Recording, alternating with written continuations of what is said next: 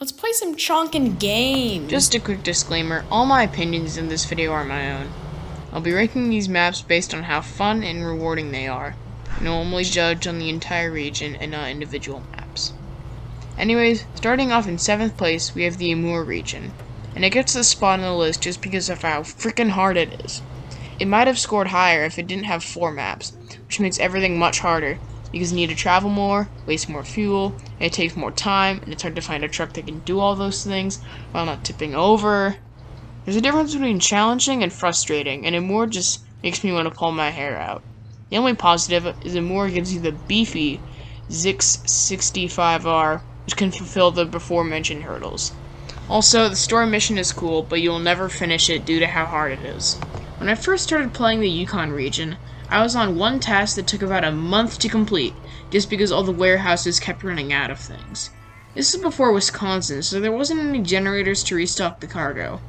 Another reason Yukon sucks so much is that it switches over from mud to snow halfway into the map, which is a cool mechanic and all, but it's annoying to have your cars lose grip half the time. Another problem is the main objectives. They have no thrill whatsoever. Most regions have a specific goal involved, like creating a rocket in Ymir. Yukon has none of that. Also, the 2 trucks you get from the region are absolute garbage. The Cat telehandler is a scout that you don't even need to complete the game, because most of the time you just use the mini crane add-on. The other truck, the Cat 770G, is a terribly overpriced vehicle with little use other than its required tasks. I'm starting to think that this region should have been on the bottom of the list. I'm starting to think I went a little too hard on Amir and Yukon, just because they weren't as bad as I said they were. Anyways, Michigan was everyone's first region, no matter what. Michigan kinda suffers from being too repetitive and boring. I still like it as a map with its looks. Most of the tasks were designed for people who don't have as much experience. Thus, it feels weird bringing your fully tricked out Azov 4220 Antarctic to any of the maps. The region does give you little nostalgia for when you only had a Fleet Star with all-terrain wheels, not knowing how to use the all-wheel drive. It's a mediocre map with a lot of memories.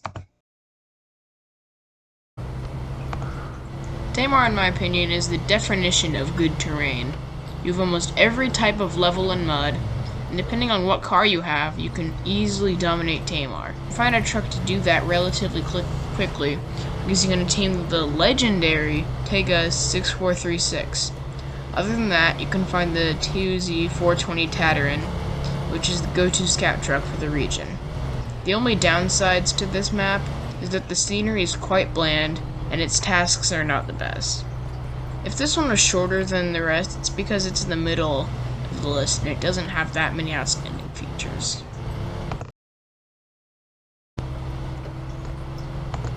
Alaska is like the American version of Amur, but way less frustrating. The thing is, Alaska was made before the update that put limited stock in some warehouses, so materials are easier to find. Another thing I like about Alaska is the abundance of super heavy trailers.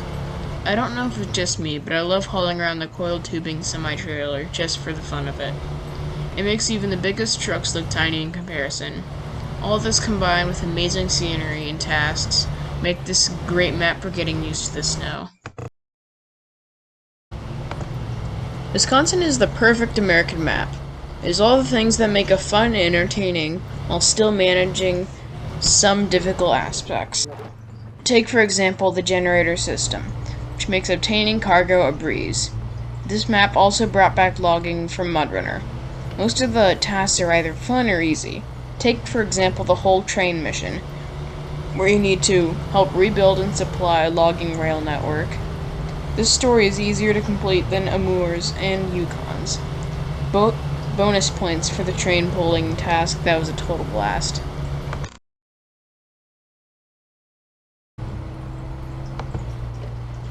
Alright, here comes our final one.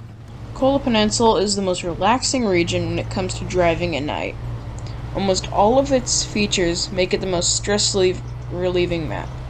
The ones that calm me down are the giant ice fields that act like highways, the northern lights shining brightly, and the great soundtrack to wrap it up. Sometimes I just turn off my engine and appreciate all the work that went into making this game. This really helps you complete challenging tasks like the Star in the Sky task, where you need to retrieve pieces of an old bomber plane. All of this adds up to make Kola Peninsula the greatest region in all of Snowrunner, and I hope you agree too.